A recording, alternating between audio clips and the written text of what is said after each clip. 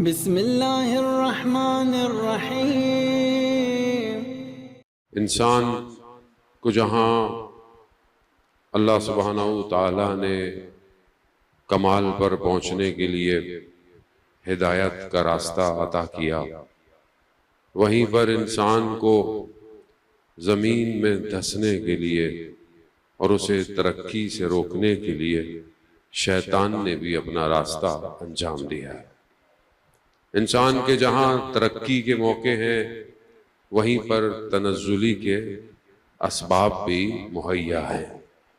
یہ دو قوتیں اول خلقت انسان سے ٹکراؤ میں ہیں۔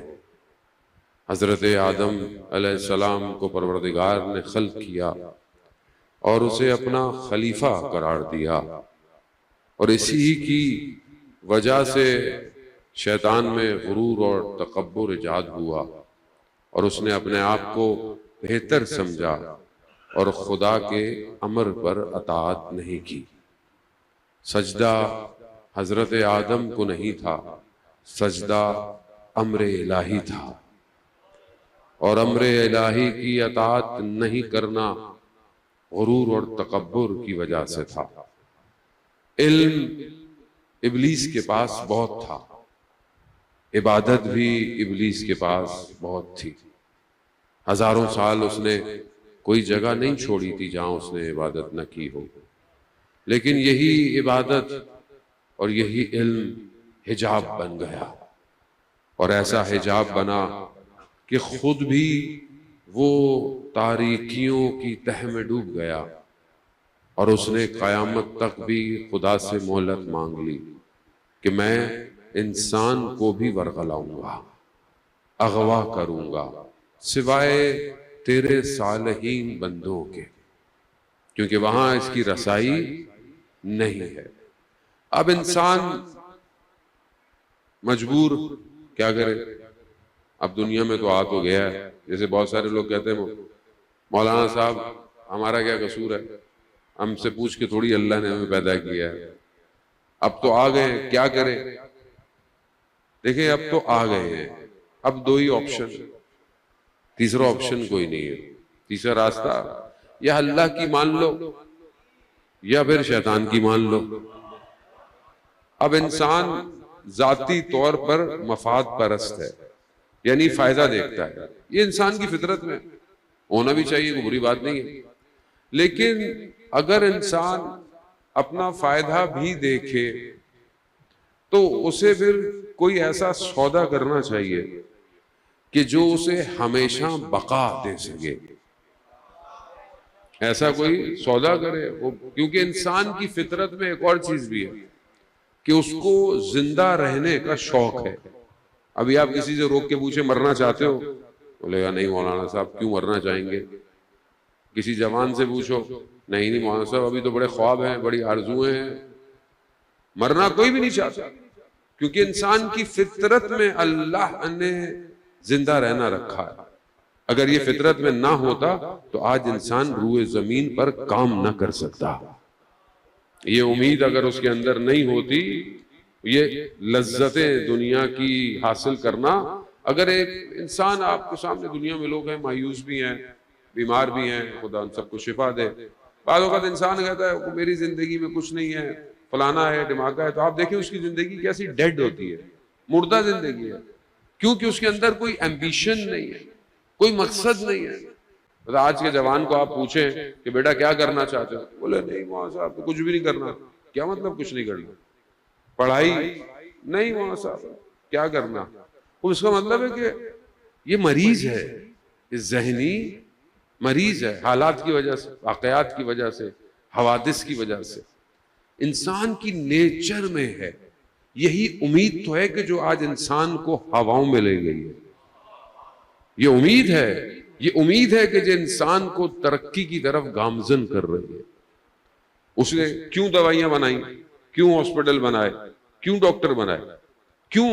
چاہتا ہے زندہ رہے، صحت رہے، سلامتی رہے۔ اب دنیا میں تو ویسے بھی انسان جتنا بھی زندہ رہے کتنا زندہ رہے گا، 70 سال، 80 سال، 100 سال، خدا ہمارے بزرگوں کا سایہ ہمارے اوپر قائم رکھے۔ لیکن انسان اس سے زیادہ تو زندہ نہیں رہ سکتا. تو پھر یہ فطرت جو اللہ نے اس کے اندر ڈالی تھی یہ کیسے پوری ہوگی؟ تو خدا کہہ رہا ہے میں تمہاری اس فطرت کو پورا کروں گا. کہاں؟ وَالْآخِرَةُ خَيْرٌ وَأَبْقَىٰ، آخرت خیر بھی ہے اور باقی بھی رہے گی. یعنی تم وہاں رہو گے، ہمیشہ رہو گے. ہم فیہا خالدون، تم ہمیشہ وہاں زندہ رہو گے.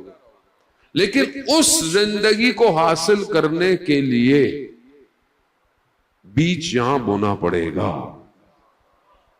اب مرضی ہے تمہاری، اب یہاں پہ تم اپنے لیے کیا بیج بوتے ہو. یہ دو ٹکراؤ ہیں.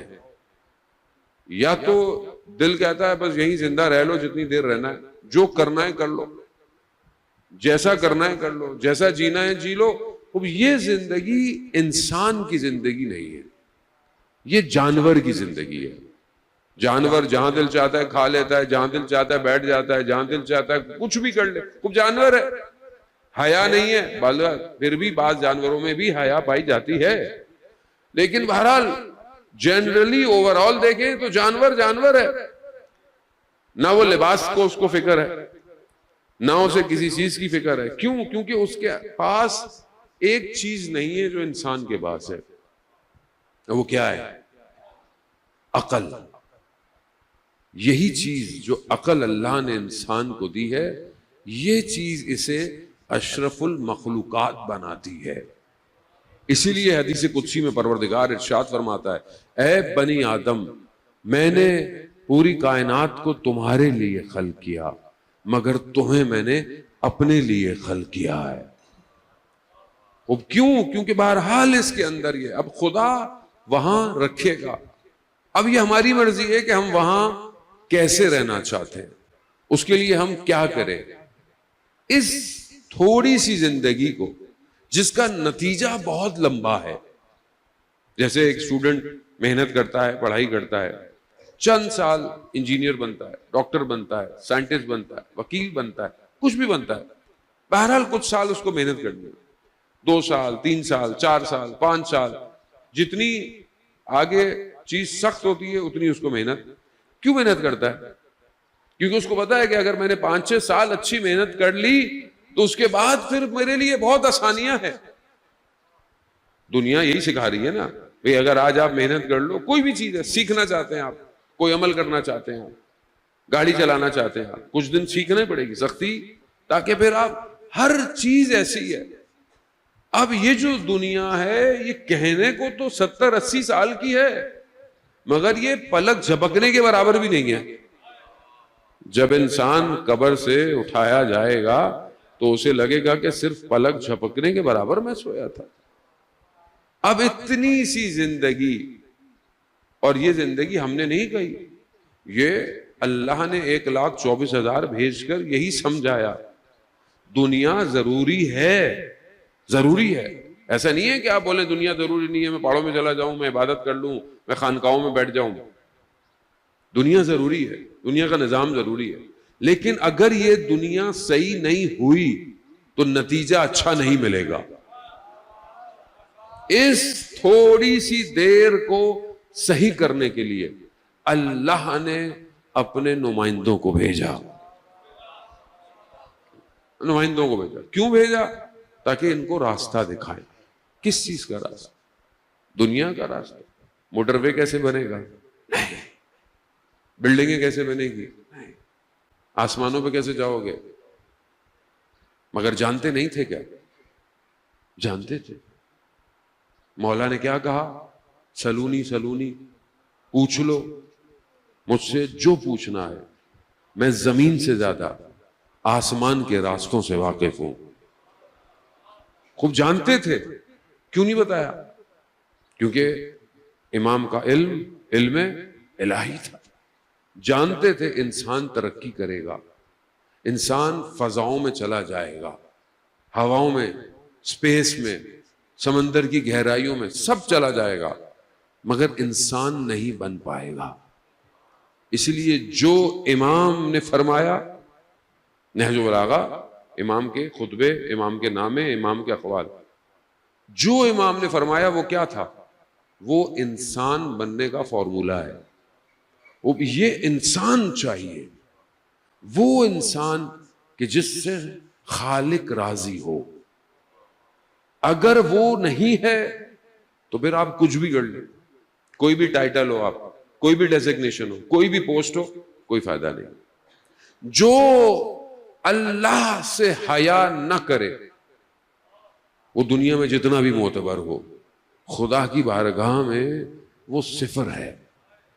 اس تھوڑی سی دیر کے لیے اس نے اتنے نبیوں کو بھیجا کہ یہ انسان بن سکے.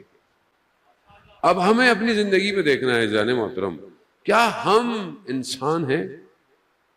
کیا ہمارے اندر انسانیت پائی جاتی ہے؟ کیا ہم اس انسان کے اصل مقصد کی طرف بڑھ رہے ہیں کہ نہیں بڑھ رہے؟ سید الشہداء کربلا انسانیت کی بقا کے لیے آئے تھے، کسی مذہب کسی فرقے کے لیے نہیں آئے تھے، کسی ظاہری دولت کے لیے نہیں آئے تھے. امام تھے، اشارہ کرتے تو حضرت اسماعیل کے وارث تھے، زمزم زمین سے باہر آ جاتا، اشارہ کرتے، ملائکہ انتظار میں تھے. لیکن وہ جانتے تھے کہ مجھے قیامت تک کی انسانیت کو بچانا ہے. اس بچانے کے لیے چاہے مجھے قربانی دینی پڑے، 6 مہینے کا بچہ دینا پڑے، جوان علی اکبر میں دوں گا. کیوں؟